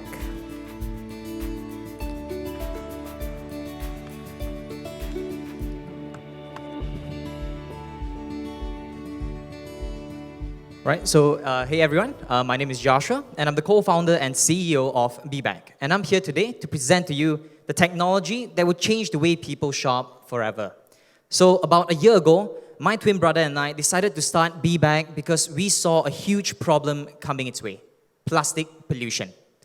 It has destroyed thousands of ecosystems and millions of lives, and it's now also costing the world economy $2.5 trillion every single year. And while many countries do already have plastic regulations in place, the truth is that it's not working well enough, because 80% of the shoppers today still ends up using a plastic bag when they go shopping. And this is simply because there is not enough incentive to motivate shoppers to change their behavior and reuse more often. And that is why, to solve this problem, we set out to create a solution that would make tackling plastic pollution beneficial to shoppers. And this is how Wiibike was born. Unlike any other bag you've seen before, Wiibike is a smart reusable bag that enables you to track your positive impact on the world and later exchange them with rewards. And here's how this magical process works. So each Wiibike is powered by a smart QR code and NFC chip called the Tag that interacts with the Wiibike application. So once you have the Wiibike, you simply need to visit a partnering store and you can start earning rewards in 3 simple steps. So firstly, select your desired reward in the application itself. Once you've selected your reward, simply scan the tag on your bag to activate it. And voila, you've successfully earned exclusive rewards from our partners by simply reusing your Wiibike. So for shoppers, Wiibike makes retail shopping and saving the environment fun and rewarding. And for our partners, Wiibike enables them to reach new shoppers through our platform, offer a gamified shopping experience to their customers, and also increase footfall to their stores with our gamification campaigns. And also, with our technology, we are able to capture critical data that was previously not possible to extract. So how we make money can be split in 2 parts. On the product side, we'll be able to generate revenue by selling our own lineups of products, and we can also generate revenue by working with other companies to create their very own smart reusable bags. And in the near future, we'll also expand our technology into other forms of reusables as well.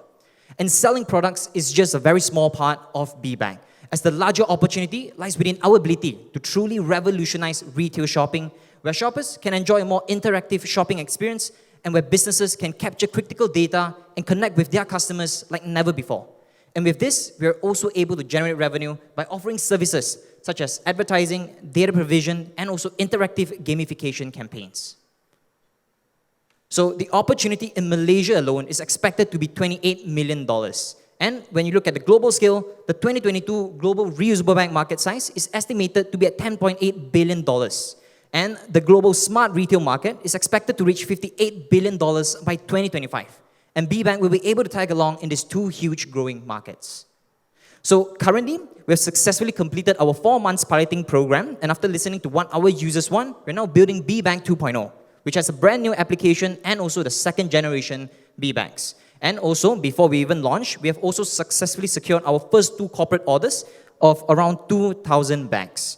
So in our go-to-market for next year, we'll first target eco-conscious shoppers and businesses, and we'll do this by working with NGOs and initiatives like Zero Waste Malaysia, and we'll also focus on executing the deals that are currently under discussion with MyNews, CU Mart Malaysia, and The Body Shop, and also Sunway Group, which is a huge conglomerate in Malaysia itself.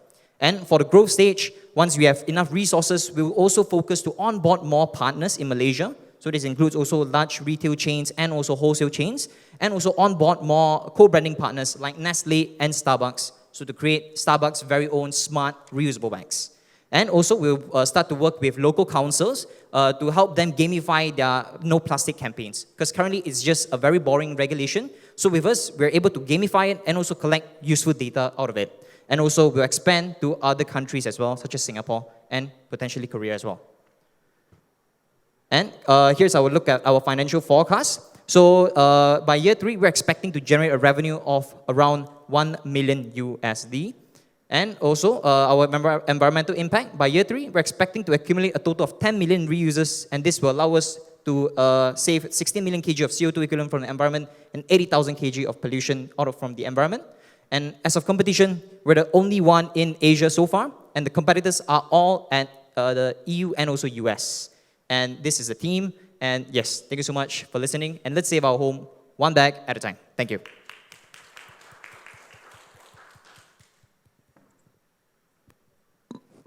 Very interesting idea. Thank you so much for sharing your great idea.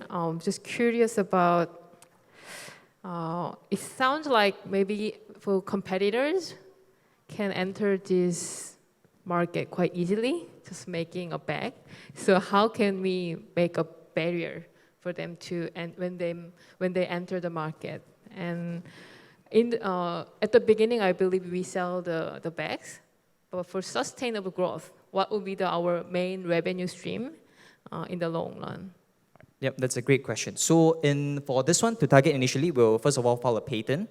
So that is one thing that we can. But like you said, it's like just a bag. So what we will do is we will actually start to expand to more products as well. So we'll outpace competitors upcoming and also secure more deals with partners. Because now we are the first one, so we are also able to reach more corporates already in Malaysia. And then in terms of the revenue, selling bags is just a small part. In the future, once we have onboard more users and more partners, then we can go on to leverage more on advertising and also gamification campaigns. So for example, working with maybe COMEUP, they can host like a treasure hunting campaign with us, geolocation-based game. Every Monday, you come with your B bag or with your smart CU bag. Every Monday, 2 p.m., you can stand a chance to win this special prize from COMEUP. Yeah. So this type of gamification campaigns would be a huge revenue driver. Yep. So yeah, thank you for your presentation, and you have a very good talent to make a pitch. Oh, thank you. Yeah. Thank you so much. So I wonder, what kind of the consumer or users' behavior do you want to change and give incentive? What kind of behavior? Just use the recycle bag? Is that all? Yes, that's one part. So currently, a lot of shoppers, before they leave their house to go shopping, they never think about bringing their bags because they often don't get anything, don't get any discount. So that one part, it's the consumer behavior on a change. Because of B-Bag, people can actually earn rewards and save money from simply bringing their bags.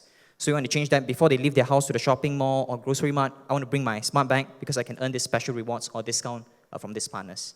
Then slowly on with the platform, we also want to encourage them to also purchase more sustainable, friendly products because on the platform, we also slowly to reward them with points, everything. So it's slowly in long term. But currently, it's the bank behavior. Okay, are we finished or are there any more questions? Yeah, okay, thank you very much. Thank you so much. I would like to invite to the stage Banana and Partners. Hi, I'm Karina Kristanti from Banana and Partners.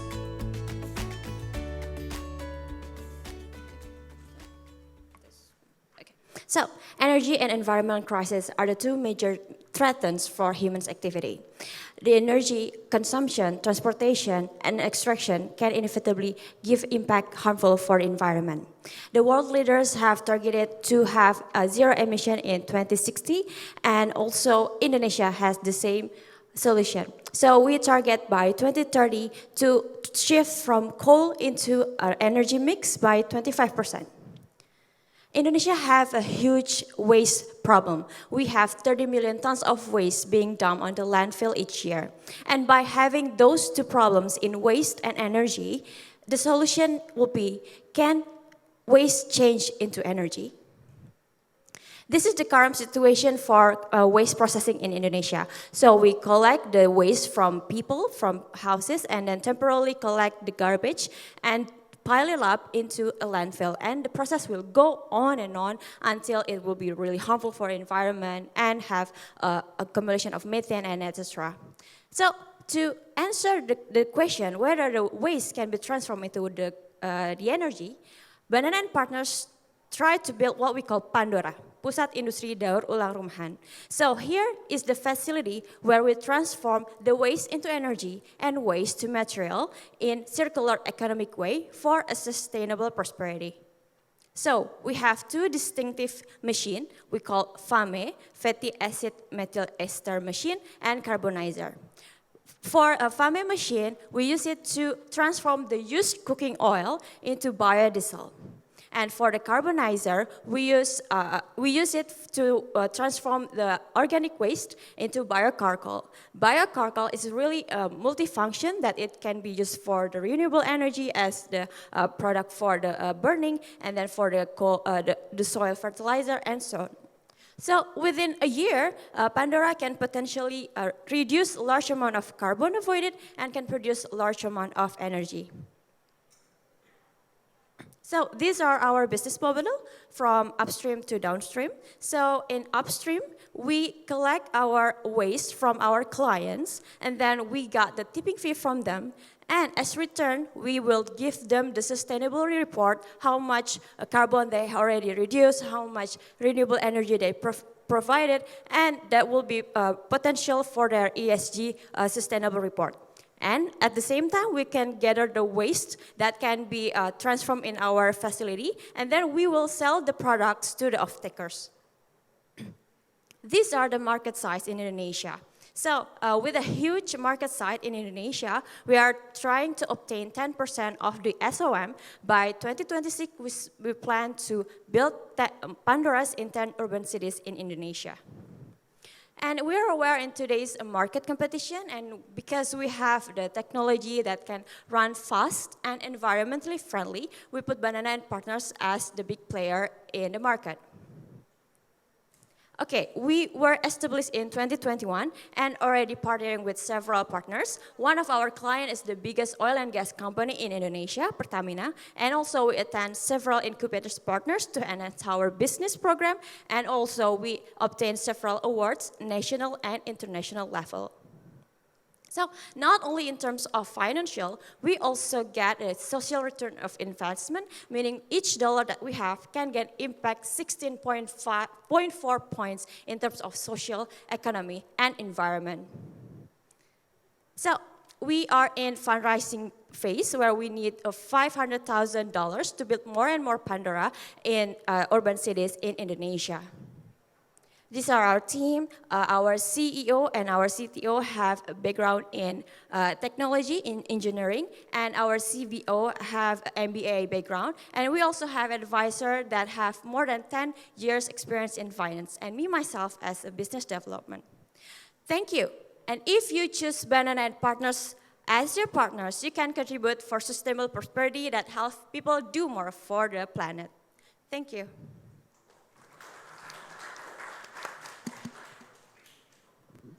Thank you for your presentation. I found you're the medical doctor, right? Yes. And how did you found this startup? Yes, so it's a quite personal choices that since the very beginning of my childhood, I always dream about making the world become a better place, become a more greener and more sustainable way. It always be my passion. But yeah, as you grow up and with all the pressure and from our family then I become a doctor.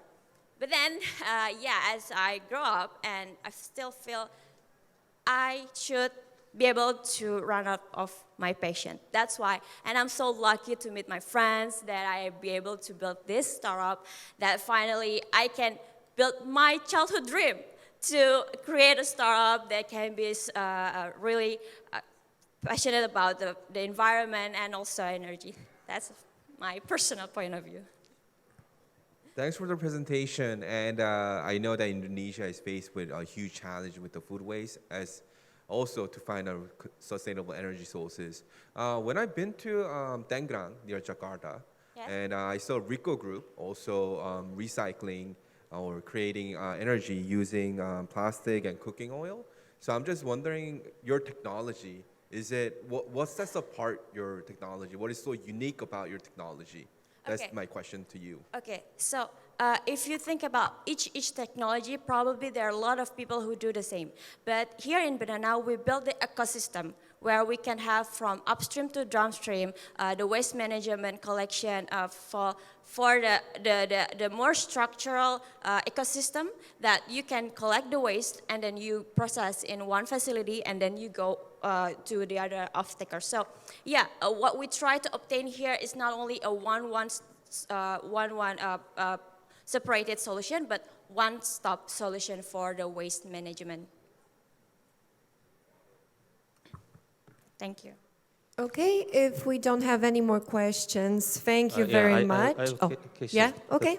So can you tell us more about the FAME machine and carbonizer? Okay, so FAME machine, fatty acid metal esterizer, is a machine that we transform the used cooking oil using the base. So we stir it up, the used cooking oil, we stir it up, we heat it up, and then we add a base. So it will somehow solidify, and then we extract the part of the oil, and then from that we can use it to for the fuel. So it's a kind of innovative technology?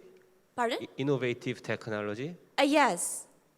Yeah, that's the innovative technology, and also we patented the both technology that we have. And for the carbonizer, so it's a thermochemical process using indirect heating process where we press all the waste, and then we stir it up, and then it will heat it up, and we'll have a hardened charcoal, and from that we can have the briquettes, the biocarcoal, and all the productivity. I'm really Thank you. sorry, but thank you very, very much. And now I would like to invite to the stage our last team, Agroyasa Palafari Industry. Thank you very much. I'm the last, but I hope you are still on. Annyeonghaseyo. I'm Andry from Indonesia, from Agroyasa Palafari Industry. We are stand up for agro-complex sector, especially in producing agricultural input. So here we are. As we all know that our currently world is facing with several problems. We are suffering with hungers in everywhere.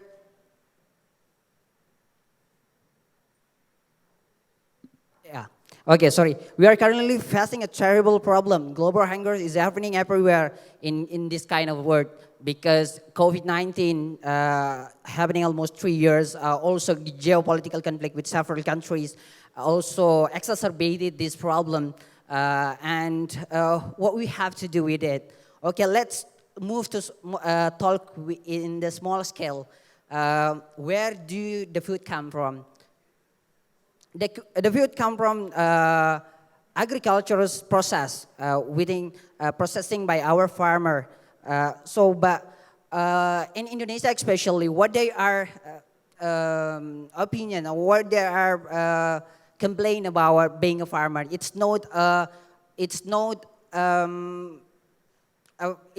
very challenging. It's quite challenging to being farmer currently in Indonesia.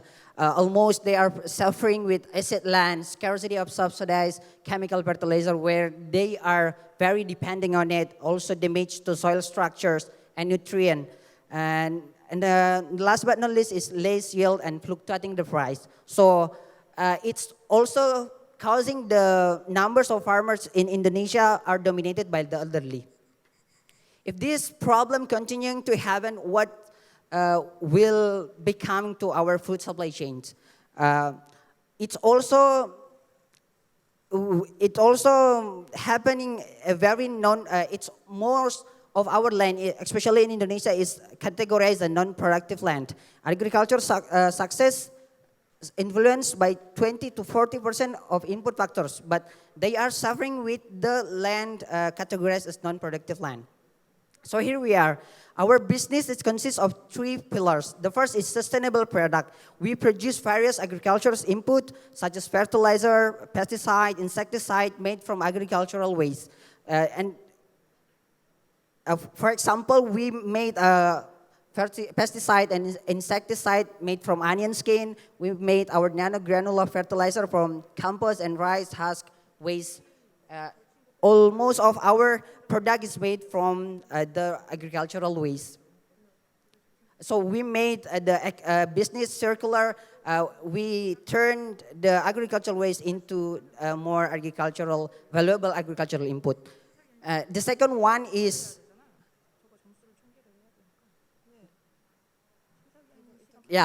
about the huge market. It can bake. Sorry, it is always next. Okay, let's move to our.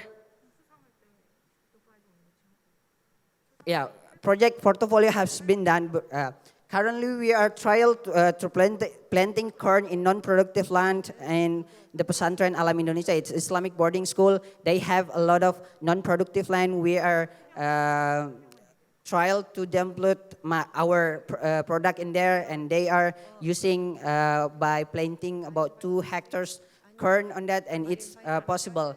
The first is it's repair the soil, acid land, and after that repair the nutrient, and it's have been done. And the second one of our portfolio project is demonstration plot of nanogranular plus fertilizer on farmer lands in Baru and Bonaire Regency. And about the selling, we are sell about 10 tons on the first phase of our business. 100 liters of liquid fertilizer and 500 liters of organic fertilizer, pesticide. The next one is about our business roadmap. Currently, we are in the second phase, marketing testing. We are have been download our first product, and after that, we are continuing to get a more loyal customer. We want today are using our product again and again. So here we are. Thank you.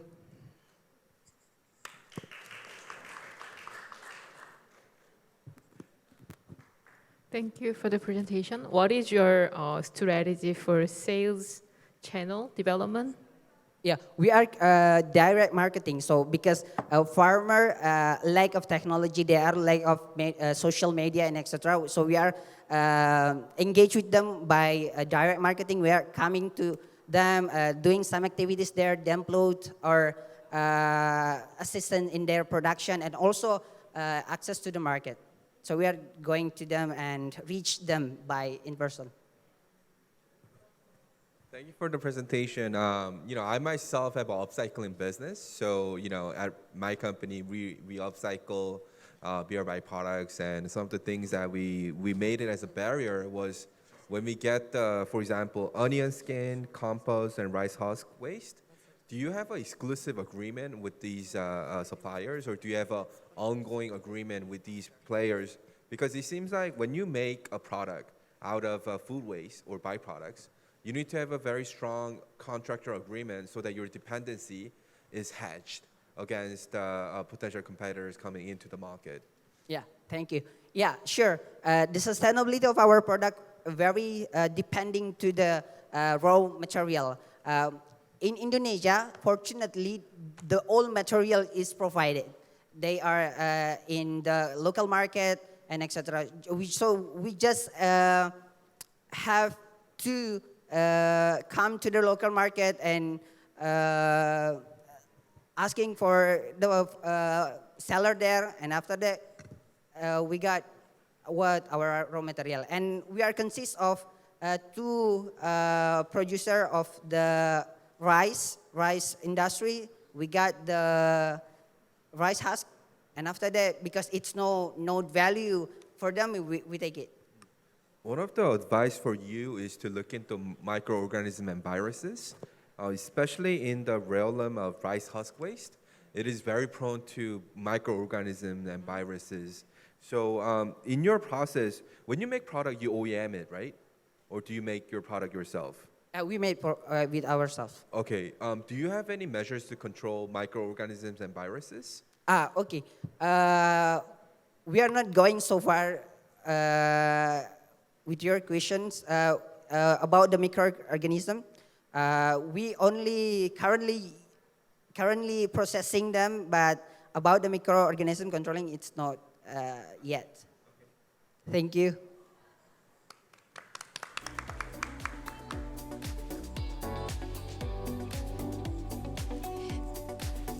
Thank you to all our teams for great IR pitching. Now it's time for judges' deliberations in order to make a conclusion and pick the winner of Hackathon 2022. After just 5 minutes, all judges will comment on the program and nominate the winner. The winner gets the chance to join 2023 ENV Forum, and ASEIC will support the winner for the round-trip flights and accommodation. During judges' deliberations, I would like to introduce some government officers who came all the way from their countries to join today's event. Mr. Tran Van Tao, Deputy Director of Department of Planning, Statistic, Cooperation and ASEAN Affairs, Cambodia Ministry of Industry, Science, Technology and Innovation.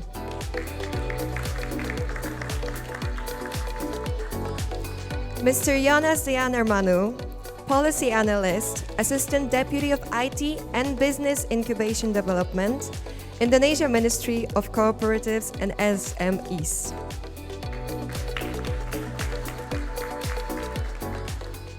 Mr. Anosan Onsabat, Direction of SME Support Division, Department of SME Promotion, Laos Ministry of Industry and Commerce.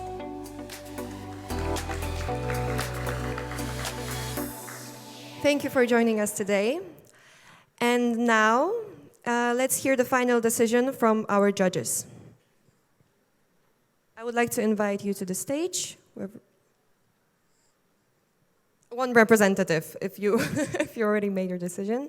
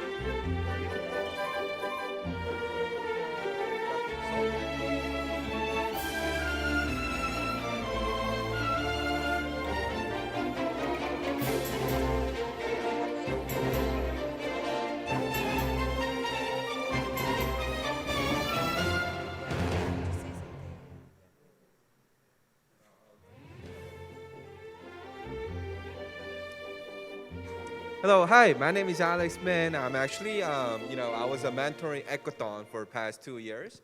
And it's very excited to see everyone, face to face. And I thank you for coming all this way to Korea in the midst of COVID, right?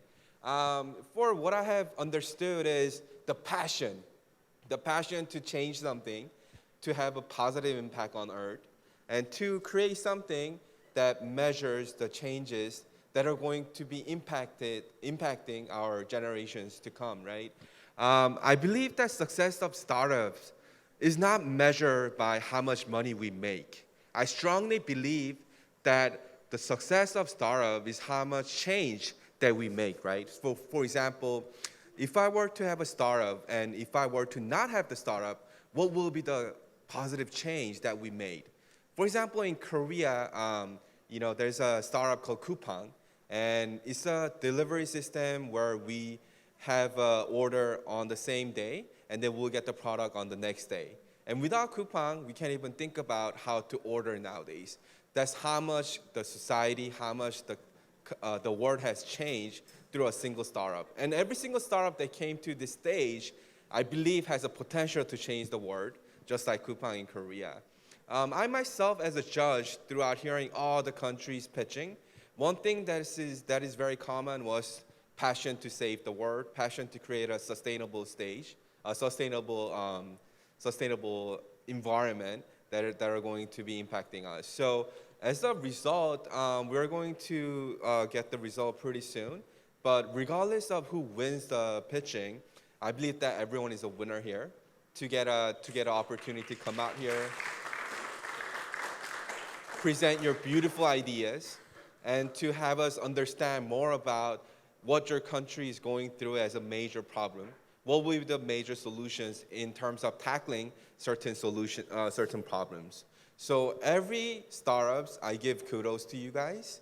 And in terms of pitching, everyone did a great job, but it was very difficult to judge. So between the three of us, we're debating, who will win the prize, who will not win the prize, which is very difficult. So one thing that I really want you to take away from this pitching is to understand why you will be the best one to solve the problem. So for example, in tackling certain problems, so food waste, for instance, where we recycle food waste into chicken fertilizers, why you be the best one suitable to do it, right? You have to always think about it.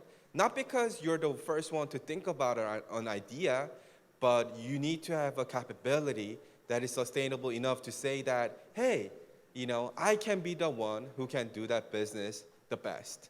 So some of the things that you will go through as a funding, as an entrepreneur, try to influence your employee is to answer that question.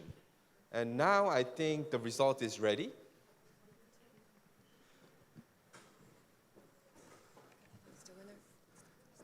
He's the first one, right? So, much awaited winner of this fantastic area pitching.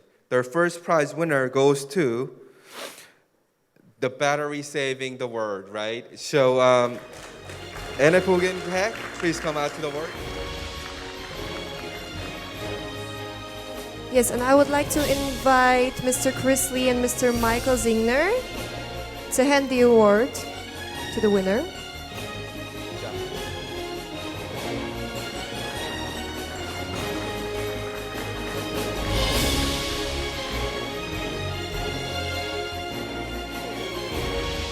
So, Mr. Jackson, thank you so much for your presentation.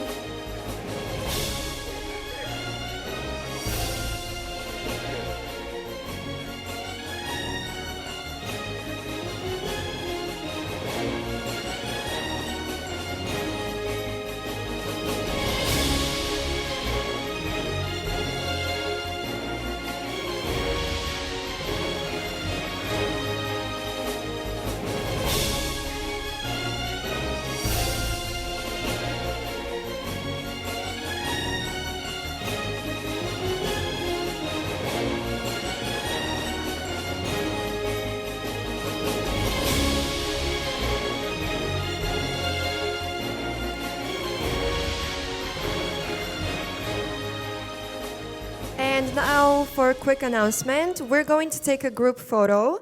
So I would like to invite Hyunji, Mr. Michael Zingner, and Chris Lee, free government officials and free judges to the stage to take a picture. And I would like to invite 18 participants to stand in front of the stage. And also other participants, please join us. And the winner, if you could please stand in the center. Thank you very much.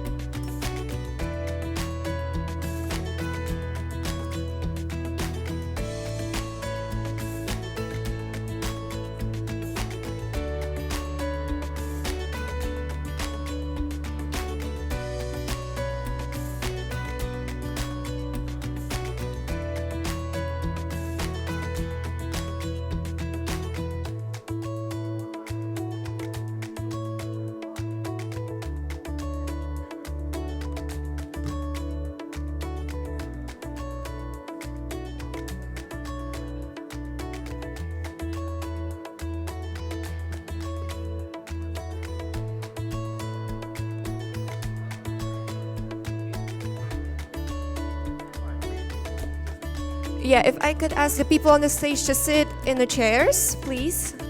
And the people who are in front of the stage, if you could please squeeze a little bit. Can we squeeze a little bit?